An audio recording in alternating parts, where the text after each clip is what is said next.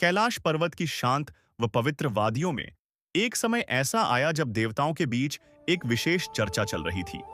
यह चर्चा थी कि किसी भी शुभ कार्य की शुरुआत किस देवता के नाम से की जानी चाहिए। हर देवता अपने अपने गुणों और शक्तियों के कारण इस स्थान के योग्य प्रतीत होते थे। वातावरण गंभीर था, लेकिन इसके भीतर एक अद्भुत उत्सुकता भी थी।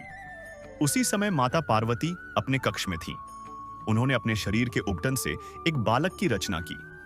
उस बालक में जीवन का संचार करते हुए उन्होंने उसे अपना पुत्र स्वीकार किया। यह बालक अत्यंत सुंदर, तेजस्वी और निष्ठावान था। माता पार्वती ने उसे आदेश दिया कि जब तक वह स्नान कर रही है, तब तक वह द्वार की रक्षा करे और किसी को भी भीतर प्रवेश न करने दे। कुछ समय बाद भगवान शिव वहां पहुंचे और अपने निवास में प्रवेश करना चाहा। द्वार पर खड़े उस बालक ने उन्हें रोक दिया। उसने विनम्रता से, निक पर दृढ़ता के साथ कहा कि बिना माता की अनुमति कोई भी अंदर नहीं जा सकता। भगवान शिव ने समझाने की कोशिश की, लेकिन बालक अपनी बात पर अडिग रहा। यह देखकर शिवगणों ने हस्तक्षेप किया, परंतु बालक ने सभी को परास्त कर दिया। यह स्थिति धीरे धीरे एक संघर्ष में बदल गई। अंततः भगवान शिव को क्रोध आ गया और उन्होंने अपने त्रिशूल से उस बालक का सिर अलग कर दिया। जब माता पार्वती को यह ज्ञात हुआ तो उनका क्रोध और शोक दोनों अत्यंत प्रबल हो उठे। उन्होंने संपूर्ण सृष्टि को संकट में डाल देने की चेतावनी दे दी। देवताओं ने इस स्थिति को शांत करने का प्रयास किया। भगवान शिव ने तुरंत अपने गणों को आदेश दिया कि वे उत्तर दिशा में जाएं और जो भी प्राणी सबसे पहले मिले उसका सिर लेकर आएं। गणों को एक हाथी मिला और वे उसका सिर ले आए।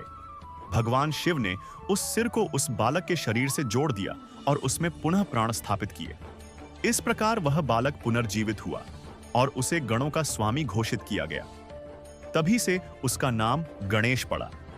भगवान शिव और माता पार्वती ने उसे आशीर्वाद दिया और उसे विशेष स्थान प्रदान किया। लेकिन यह कथा यहीं समाप्त नहीं होती। कुछ समय बाद देवताओं के बीच फिर वही प्रश्न उठा कि सबसे पहले पूजा किसकी होनी चाहिए। सभी देवता अपने अपने तर्क प्रस्तुत कर रहे थे।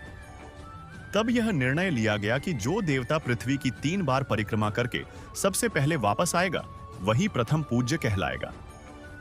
कार्तिकेय, जो अत्यंत तेज और शक्तिशाली थे, अपने वाहन मोर पर बैठकर तुरंत पृथ्वी की परिक्रमा के लिए निकल पड़े। वहीं गणेश जी का वाहन एक छोटा सा मूषक था। यह देखकर सभी को लगा कि गणेश इस प्रतियोगिता में पीछे रह जाएंगे, परंतु गणेश जी ने एक अलग ही मार्ग अपनाया। उन्होंने अपने माता पिता, भगवान शिव और माता पार्वती के चारों ओर 3 बार परिक्रमा की और वहीं खड़े हो गए। जब अन्य देवताओं ने उनसे इसका कारण पूछा तो उन्होंने कहा कि उनके लिए उनके माता पिता ही संपूर्ण ब्रह्मांड के समान हैं।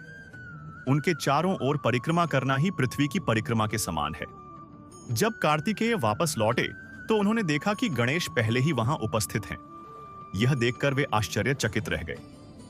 तब देवताओं ने गणेश जी की बुद्धिमत्ता और उनकी भावना को समझा और उन्हें इस प्रतियोगिता का विजेता घोषित किया।